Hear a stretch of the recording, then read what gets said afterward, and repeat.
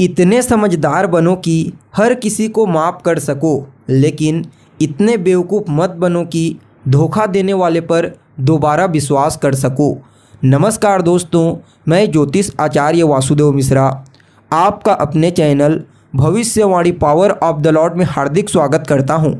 दोस्तों, आज का यह ज्योतिष का कार्यक्रम आप लोगों के लिए यानी कि वृषभ राशि वालों के लिए बेहद ही ज़्यादा खास और विशेष कार्यक्रम साबित होगा। गोचर कुंडली में जब किसी भी प्रकार से राजयोग का निर्माण होता है तो कुछ बेहतर और सकारात्मक परिणाम की प्राप्ति होती है, और ऐसा ही प्रभाव आज से लेकर आने वाले 25 मार्च तक गोचर कुंडली के माध्यम से आपके लिए देखने को मिलेगा। जी हाँ, गोचर कुंडली में एक नहीं, दो नहीं, बल्कि पूरे 30 साल के पश्चात एक अद्भुत राजयोग का निर्माण हुआ है, और यह राजयोग आने वाले 25 मार्च 2024 तक आपके लिए प्रभावी रहेगा। इस राजयोग का निर्माण जिन ग्रहों के द्वारा किया जा रहा है, अगर यह तीनों के तीनों ग्रह आपकी जन्म कुंडली में बलवान हैं, इनकी प्लेसमेंट अच्छी है, तो समझ जाइए आने वाला 25 मार्च 2024 तक का समय आपके लिए किसी स्वर्णिम समय से कम साबित नहीं होगा। भले ही यह राजयोग ज़्यादा दिनों के लिए ना बन रहा हो, लेकिन फिर भी 30 से 35 दिनों में ही इस राजयोग के अद्भुत प्रभाव से आपका पूरा का पूरा जीवन बदल जाएगा। आप कह सकते हैं कि यह राजयोग आपके जीवन में कुछ बड़ा बदलाव करने के लिए आया है, क्योंकि जिन 3 ग्रहों के द्वारा इस राजयोग का निर्माण किया जा रहा है, यह तीनों के तीनों ग्रह अगर किसी की कुंडली में बलवान हो जाते हैं तो फिर अन्य ग्रह थोड़े कमज़ोर भी हो जाए तो कोई फर्क नहीं पड़ता, क्योंकि ये तीनों के तीनों ग्रह जातक को उसके जीवन काल में सब कुछ प्रदान कर देते हैं।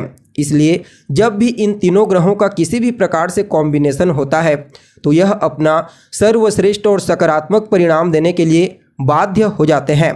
तो ऐसे में बड़ी सहजता और स्पष्टता के साथ जानने का प्रयास करेंगे कि यह राजयोग आपके जीवन में क्या कुछ बड़ा परिवर्तन करने वाला है। जी हाँ, इस राजयोग के प्रभाव से किन किन क्षेत्रों में आपको विशेष रूप से लाभ और सफलता की प्राप्ति होगी, तो वहीं किन किन बातों का और कौन कौन सी सावधानी आपको विशेष रूप से इस राजयोग के दरमियान रखनी होगी, ताकि सकारात्मक परिणाम की प्राप्ति में जो आपको ज़बरदस्त तरीके से होने वाली है उसमें कोई बाधा उत्पन्न न हो जाए। इसलिए कुछ सावधानी भी आपको रखनी आवश्यक है।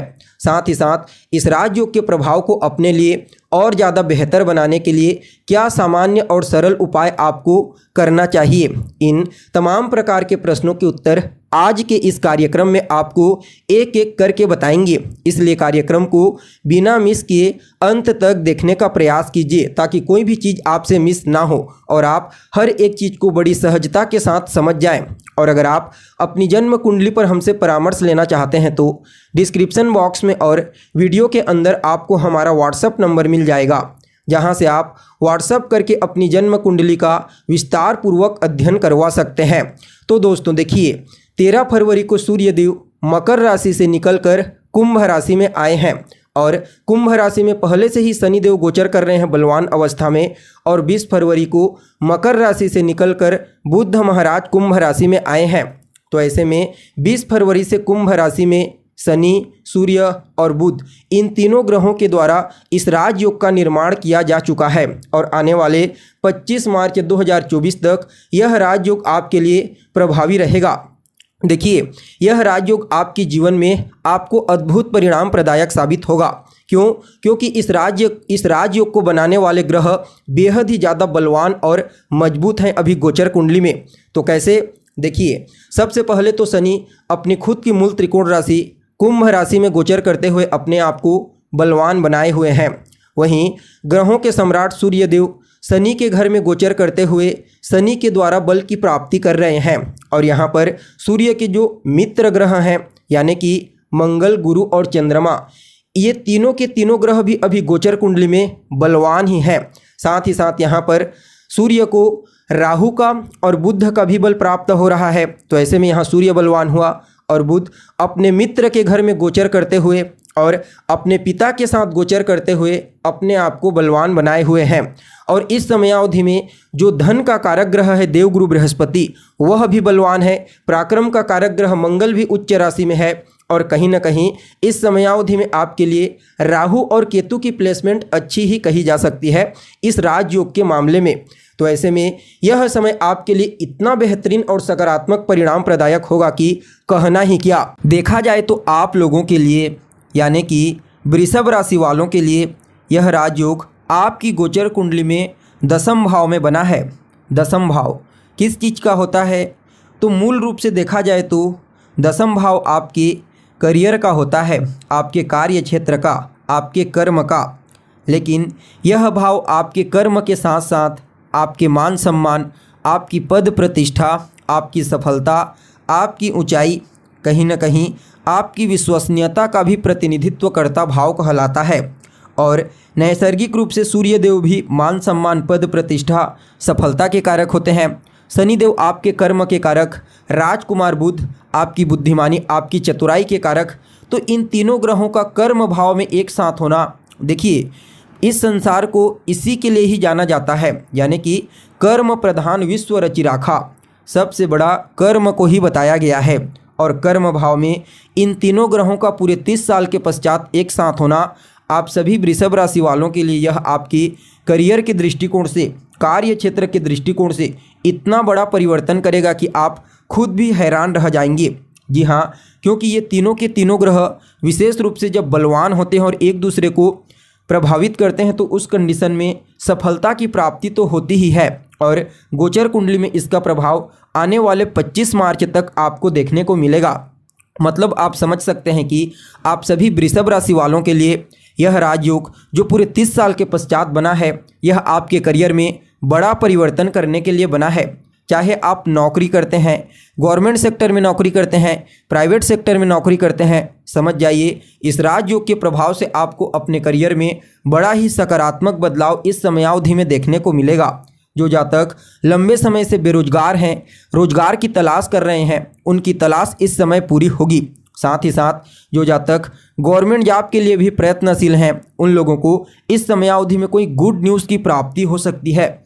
सिर्फ इतना ही नहीं बल्कि व्यापारियों के लिए भी, जी हाँ, अगर आप व्यापारी वर्ग में आते हैं तो भी आपके लिए इस राजयोग को अत्यंत ही श्रेष्ठ कहा जा सकता है। क्यों? क्योंकि यहाँ पर शनि और सूर्य कर्म और सफलता के कारक हैं और राजकुमार बुध व्यापार के कारक। तो कर्म भाव में व्यापार के स्वामी का सफलता और कर्म के कारक से प्रभावित होना, मतलब आपके व्यापार में भी आपको यह समय विशेष रूप से सफलता प्रदायक साबित होगा।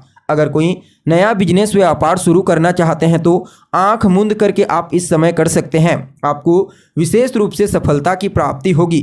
साथ ही साथ देखा जाए तो यहाँ पर सूर्यदेव जो होते हैं वह आपके चतुर्थ भाव के स्वामी बनते हैं, यानी कि आपके भौतिक सुख सुविधाओं और आपके मनोदशा के कंट्रोलर ग्रह। तो ऐसे में इन तीनों का कर्म क्षेत्र में एक साथ युति बनाना राजयोग के रूप में और चतुर्थ भाव को दृष्टिगोचर करना आपके भौतिक सुख साधनों में वृद्धि कराने वाला साबित होगा। जी हाँ, इस राजयोग के प्रभाव से इस समय भूमि, भवन, मकान, वाहन इनसे संबंधित भौतिक सुखों में आपको अवश्य ही वृद्धि देखने को मिलेगी। साथ ही साथ देखा जाए तो आपकी मानसिक स्थिति थोड़ा सा एग्रेसिव रहेगी, क्योंकि तीनों के तीनों ग्रह पाप प्रभाव में रहेंगे। माता के साथ भी तालमेल में कुछ कमजोरी आपको महसूस हो सकती है। हालांकि आपके मान सम्मान, आपकी प्रसिद्धि के लिए, आपकी ख्याति के लिए इस राजयोग को अत्यंत ही श्रेष्ठ कहा जा सकता है। राजकुमार आपके पंचम भाव के स्वामी बनते हैं और कहीं ना कहीं आपके दूसरे भाव। तो इस समय आप अपनी वाणी के माध्यम से, अपनी वाक शक्ति, अपनी कम्युनिकेशन स्किल्स और अपने व्यक्तित्व के प्रभाव से हर किसी को प्रभावित कर पाने में कामयाब होंगे। संतान को लेकर के अगर कहीं कोई समस्या थी तो वह समस्या दूर होगी और लव लाइफ के दृष्टिकोण से भी इस समय को काफ़ी अनुकूल कहा जा सकता है। इस समय अगर किसी के साथ मिसअंडरस्टैंडिंग हो गई थी तो समझ जाइए रिश्तों को फिर से मधुर बनाने का मौका आपको मिलेगा। और कहीं ना कहीं यह समय आपके लिए लॉटरी, सट्टा, शेयर इन क्षेत्रों से भी प्रॉफिट प्रदायक साबित होगा। कुल मिलाकर के देखा जाए तो आप सभी वृषभ राशि वालों के लिए यह राजयोग जो आपकी कुंडली के दसम भाव में बना है, यह हर प्रकार से आपको श्रेष्ठ परिणाम प्रदायक ही साबित होगा। बस थोड़ा सा आपको अपनी मानसिक स्थिति के ऊपर काम करने की आवश्यकता है और माता के साथ कोई वाद विवाद ना हो, इस बात का भी आपको विशेष रूप से ख्याल रखना है। बाकी यह राजयोग जो पूरे 30 साल के पश्चात बना है आपके जीवन को पूरी तरह से बदल करके रख देगा। मूल रूप से कार्य क्षेत्र के दृष्टिकोण से फिर भी इस समय को और अनुकूल बनाने के लिए रोजाना सूर्यदेव को अर्घ्य प्रदान कीजिए। अर्घ्य देने वाले जल में एक लाल रंग का पुष्प मिला करके उन्हें अर्घ्य प्रदान कीजिए। साथ ही साथ रोजाना दशरथ कृत शनि स्तोत्र और आदित्य हृदय स्तोत्र का पाठ करें। इससे आपको काफ़ी बेहतरीन परिणाम की प्राप्ति होगी। तो दोस्तों, हमें उम्मीद है जानकारी आपको पसंद आई होगी। फिर मिलेंगे एक नए और ताज़ा एपिसोड में। तब तक के लिए आप हमें इजाज़त दीजिए। नमस्कार।